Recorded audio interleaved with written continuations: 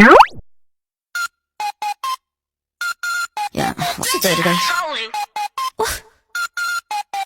Saturday drip, 하나도 sick, 서러운 저 pick. Saturday drip, me and my clique, 찍어서 pick. Assalamualaikum warahmatullahi wabarakatuh. Perkenalkan, nama saya Nur Afnia Ziah, NIM 40 dari kelas A angkatan 23. Pada kesempatan kali ini, saya akan menjelaskan materi interaksi sosial dan motivasi belajar. Langsung saja kita ke pembahasan yang pertama, yaitu interaksi sosial. Materi yang pertama yaitu pengertian interaksi sosial. Interaksi merupakan aktivitas ke arah perubahan tingkah laku melalui interaksi aktif individu terhadap lingkungan atau pengalaman.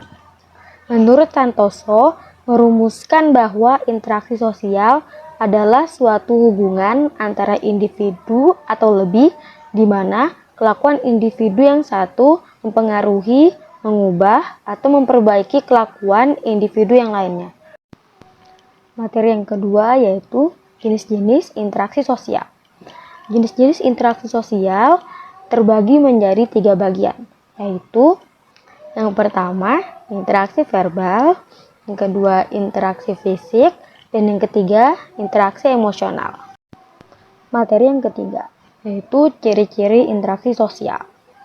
Interaksi sosial memiliki ciri-ciri sebagai berikut. Yang pertama, adanya 2 orang pelaku atau lebih. Yang kedua, adanya hubungan timbal balik antar pelaku. Yang ketiga, diawali dengan adanya kontak sosial baik secara langsung. Yang keempat, mempunyai maksud dan tujuan yang jelas. Baik, mari kita lanjut ke pembahasan yang kedua, yaitu interaksi pengajar dan peserta didik. Materi yang pertama yaitu pengertian interaksi pengajar dan peserta didik. Interaksi dalam proses pembelajaran merupakan suatu aksi yang dilakukan oleh seorang guru dalam menyampaikan pembelajaran hingga terjalinnya hubungan yang harmonis atau timbal balik antara guru dengan siswa dan siswa antar siswa. Materi yang kedua yaitu jenis pola interaksi dalam pembelajaran. Menurut Sanjaya, dalam pembelajaran, interaksi antara guru dengan siswa terdapat model atau pola interaksi, di mana model atau pola interaksi ini terdiri atas 3, yaitu pola interaksi satu arah, pola interaksi 2 arah, pola interaksi multi arah. Mari kita lanjut ke pembahasan yang ketiga, yaitu tentang motivasi. Materi yang pertama yaitu pengertian motivasi. Motivasi adalah segala sesuatu yang mendorong atau menggerakkan seseorang untuk bertindak melakukan sesuatu dengan tujuan tertentu. Dalam kegiatan belajar, maka motivasi dapat dikatakan sebagai keseluruhan daya penggerak di dalam diri siswa yang menimbulkan kegiatan belajar, yang menjamin kelangsungan dari kegiatan belajar, dan yang memberikan arah pada kegiatan belajar itu dapat tercapai. Materi yang kedua yaitu jenis motivasi.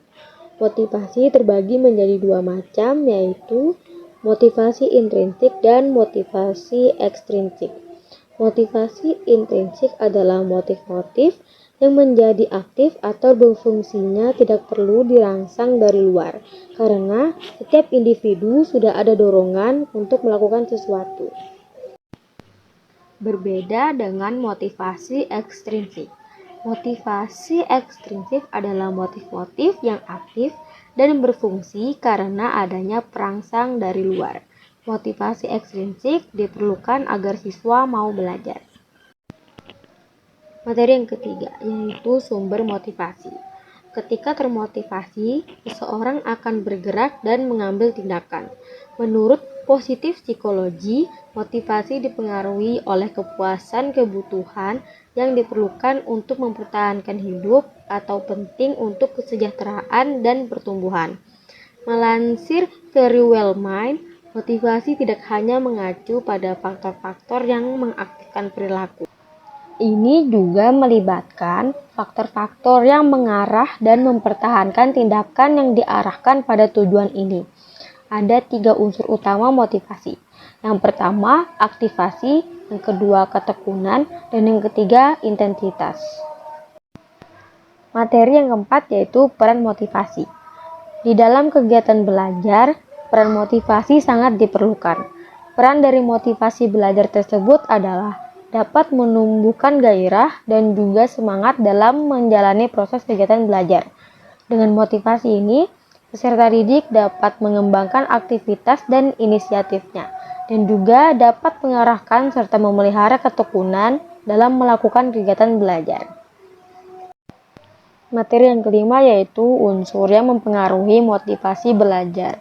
Unsur-unsur yang mempengaruhi motivasi belajar adalah yang pertama, cita-cita atau aspirasi siswa. Yang kedua, kemampuan siswa. Yang ketiga, kondisi siswa. Yang keempat, kondisi lingkungan siswa. Dan yang kelima, unsur-unsur dinamis dalam belajar dan pembelajaran. Materi yang keenam yaitu upaya-upaya motivasi dalam belajar. Berikut ini dikemukakan beberapa petunjuk untuk meningkatkan motivasi belajar. Yang pertama, memperjelas tujuan yang ingin dicapai. Yang kedua, membangkitkan minat siswa. Yang ketiga, pujian. Yang keempat, ciptakan suasana yang menyenangkan dalam belajar. Yang kelima, menggunakan variasi metode penyajian yang menarik. Yang keenam, mengetahui hasil belajar. Dan yang ketujuh, hukuman. Kesimpulannya, proses pembelajaran akan berhasil manakala siswa mempunyai motivasi dalam belajar. Oleh karena itu, guru perlu menumbuhkan motivasi belajar siswa. Untuk memperoleh hasil belajar yang optimal, guru dituntut kreatif membangkitkan motivasi belajar siswa.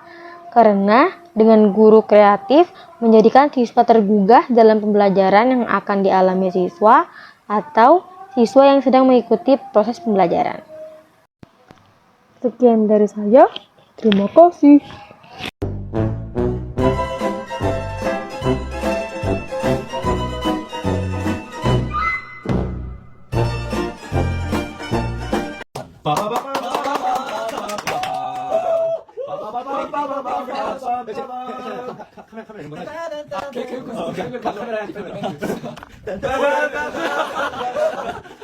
Bye bye.